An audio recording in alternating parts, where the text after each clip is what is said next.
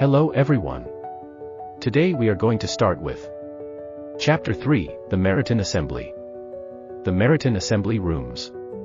The grand, high-ceilinged hall is filled with the rhythmic sound of a string quartet, the shimmer of silk gowns, and the constant, low-frequency hum of gossip. The door swings open, and the Bennet party enters. They are a spectacle, a mix of beauty, vanity, and expectation.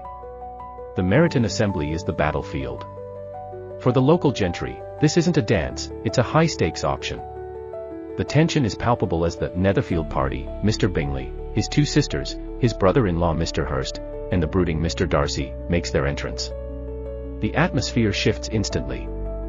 Bingley is all charm and easy smiles, but the tall, dark-haired Mr. Darcy immediately freezes the room with his rigid, haughty bearing.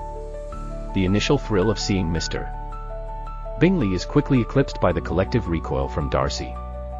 He looks at the room as if it were a stable, and the people, mere beasts of burden.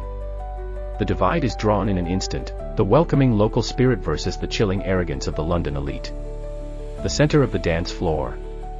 Mr. Bingley is dancing with Jane, his face alight with genuine joy. Across the room, Mr. Darcy stands like a statue of marble, watching with narrowed eyes. The inevitable happens. Bingley urges his friend to dance, but Darcy refuses, famously declaring that Elizabeth, who happens to be sitting within earshot, is tolerable, but not handsome enough to tempt me. The insult is cold, sharp, and delivered with surgical precision. It is the defining moment of the novel, the birth of the prejudice that will blind them both for months to come. Elizabeth doesn't cry or pout, she laughs. She turns the insult into a story for her friends, her eyes flashing with a mix of genuine amusement and sharp-edged defiance. She has pegged Darcy as the villain of her story, and he, in turn, has dismissed her as a mere background character. The periphery of the ballroom. The sisters, Bingley and Darcy, are engaged in a tense, hushed conversation. The contrast is stark, the easy, fluid movements of the locals versus the rigid, affected posturing of the visitors. We see the hierarchy in motion. Darcy's pride is not just a personality trait, it is a defensive wall. He finds the entire event insupportable, a waste of his time.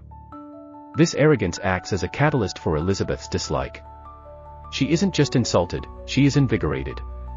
The animosity between them is an electric current that pulses beneath the surface of the polite society music. Elizabeth moving through the crowd. She is observant, witty, and completely unimpressed.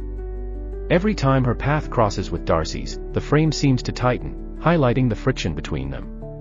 The parlor at Longbourn, the next morning. The girls are huddled together, dissecting every word, every look, and every slight from the previous night.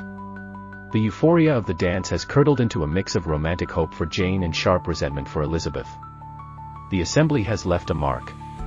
Jane is in love, blinded by Bingley's kindness. Elizabeth is solidified in her disdain for Darcy.